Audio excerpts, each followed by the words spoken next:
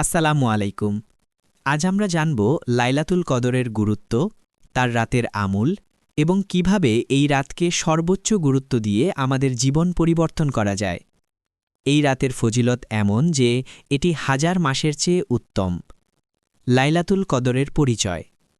লাইলাতুল কদর হল রমজানের শেষ দশকের অজানা রাতগুলির একটি রাত। কোরআন মাজিদে আল্লাহ তাআলা বলেছেন, নিশ্চয়ই আমরা তাকে কদর রাতে অবতীর্ণ করেছি। সূরা আল কদর।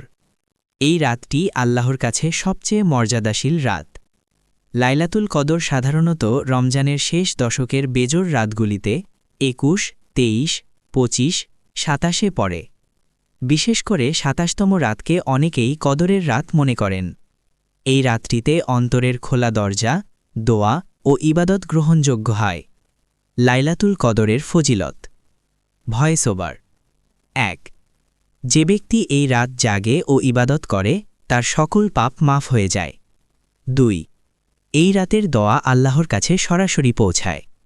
৩. এই রাতের একটি মুহূর্ত হাজার মাসের চেয়ে উত্তম। লাইলাতুল কদরের আমল। নামাজ। রাতের নামাজ, তারাবি, কদর। কোরআন তেলাওয়াত। দোয়া করা। জাকাত ও সদকা। দরিদ্রদের জন্য সাহায্য দেওয়া। গোপনে ইবাদত। লাইলাতুল কদরের পুণ্য এবং জীবনের প্রভাব। এই রাতের ইবাদত আমাদের জীবনে আধ্যাত্মিক উন্নতি আনে। আমাদের পাপ মাফ হয়, শান্তি আসে এবং আল্লাহর নিকটতা বৃদ্ধি পায়।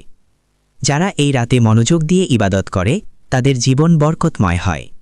শেষ পরামর্শ। যারা এই রাতের ফজিলতকে বোঝে তারা চেষ্টা করে এই রাতের আমল সর্বোচ্চভাবে করে।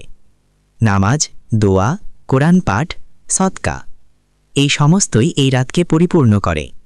এই রাতে বেশি বেশি ক্ষমা চাওয়া। এই দোয়াটি পড়া, আল্লাহুম্মা ইন্নাকা আফুউন তুহিব্বুল আফুয়া ফা আফু আন্নি। অর্থ, হে আল্লাহ, আপনি ক্ষমাশীল, ক্ষমাকে ভালোবাসেন, তাই আমাকে ক্ষমা করে দিন। ভিডিওটি যদি ভালো লাগে লাইক, শেয়ার এবং সাবস্ক্রাইব করতে ভুলবেন না। দোয়া করি আল্লাহ আমাদের সবাইকে লাইলাতুল কদরের বরকত দান করুন। আপনারা সবাই এই রাতকে হার না মানিয়ে ব্যবহার করুন। আল্লাহ সবাইকে কবুল করুন। পরের ভিডিওটি পেতে চ্যানেলটি সাবস্ক্রাইব করে বেল আইকনটি বাজিয়ে দিন।